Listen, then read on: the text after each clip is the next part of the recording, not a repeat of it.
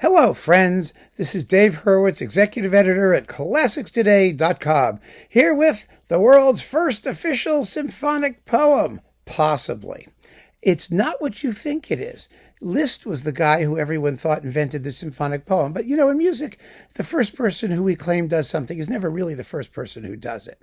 And actually, Liszt's competition was a major guy. It was the young César Franck. And because César Franck, in 1846, he was 24 years old, and he wrote a symphonic poem. I have it right here. It's only been recorded twice, I think. 2 or 3 times, maybe. Ce qu'on entend sur la montagne, what one hears on the mountains, the poem by Victor Hugo, which was also Liszt's first symphonic poem. That's what makes this so unbelievably fascinating. I mean, you got to wonder if they knew each other or who knows what was going on. I mean, Franck in those days was sort of an unknown in 1846 or thereabouts. But he wrote this. It's a big, 25-minute long, like Liszt, single movement extravaganza. And I've got the score here. Yes, I have the score. It's published by Serenissima Music, Inc., edited by Richard Sargent. And it looks very tone poemy. In other words, it consists of lots of repetitive ostinati and figurations. See the repetitive figuration there in the strings? That goes on for all of it or most of it. It's patterns and tunes and things like that. But it's quite lovely. It's actually a bit more cohesive than Liszt's. Tovey described Liszt's symphonic poem as an introduction to a connecting link to an introduction to still more introductory passages, followed by some sort of quasi-development by and then a recapitulation of all the introductions. It was very funny. Actually, I happen to enjoy Liszt's Ce qu'on entend sur la montagne very much, but it was a very exciting thing to learn that either at exactly the same time or maybe even a little before, Franck wrote a symphonic poem. And in those days, no one knew what symphonic poems were. Now, let's be very clear about something. Like I said, the first person to do something, this isn't just a competition between Franck and Liszt. It really isn't. Because Mendelssohn wrote symphonic poems. What is Fingal's Cave, a.k.a. the Hebrides, if not a symphonic poem, right? It is. It just is. All of these things, the overture to A Midsummer Night's Dream, you could call these things symphonic poems and get away with it. You really could. Very, very easily. There's no Haydn's introduction to the representation of chaos, the introduction of the creation. That's a tone poem. Tovey said that Beethoven's Leonora Overture No. 3 was a symphonic poem, inspired by the subject of the opera Fidelio. And so it is. It really is. Beethoven's Coriolan Overture is unquestionably a symphonic poem. So, back in the day, people didn't call things symphonic poems. They called them overtures.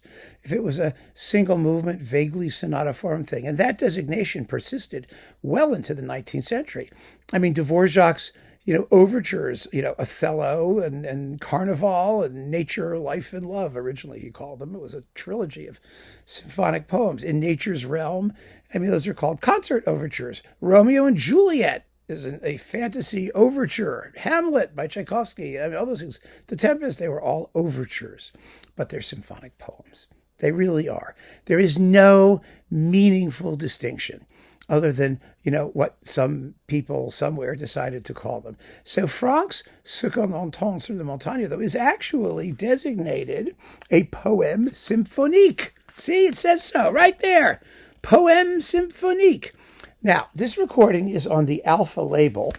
Let's get to the meat of the matter here. Mikko Franck is conducting the Orchestre Philharmonique de Radio France. Yes, the Radio France Philharmonic Orchestra, which is the French equivalent of the BBC Philharmonic or something like that. And unfortunately, it's coupled with the Franck Symphony in D minor. Now, the other performance of this, I think, is on Fuga Libera. You get more interesting Franck things. You get the ballet music from Holda, the opera, and some other stuff. Much smarter coupling. because no one in the universe needs another Franck Symphony in D minor. Now, this is not a bad performance. It's a little bit dark. It's a little bit slack, I think, rhythmically. It needs to have more snap and clarity, but it's very good.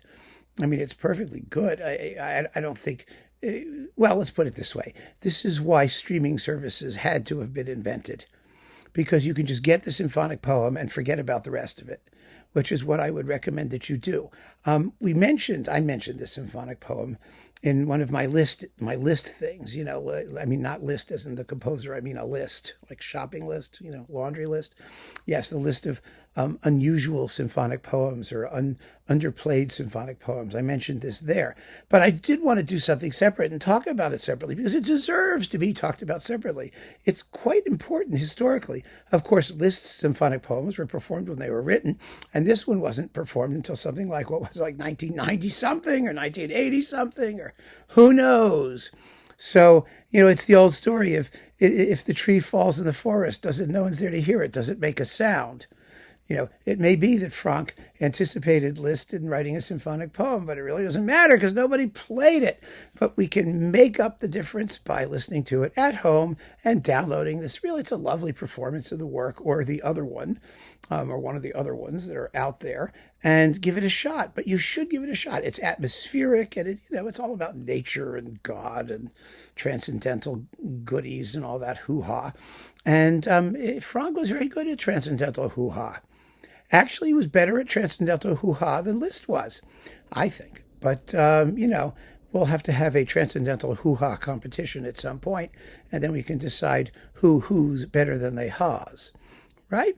So keep on listening, friends. Thanks so much for joining me, and get your Franck. Oh, by the way, isn't it? You notice that it's Franck conducted by Mikko Franck. See, it's Franck by Franck. Get it? Yeah. Well, listen. It's a coincidence. Never mind. Just listen to it. You'll enjoy it. And keep on listening, friends. Thanks for joining me. Take care.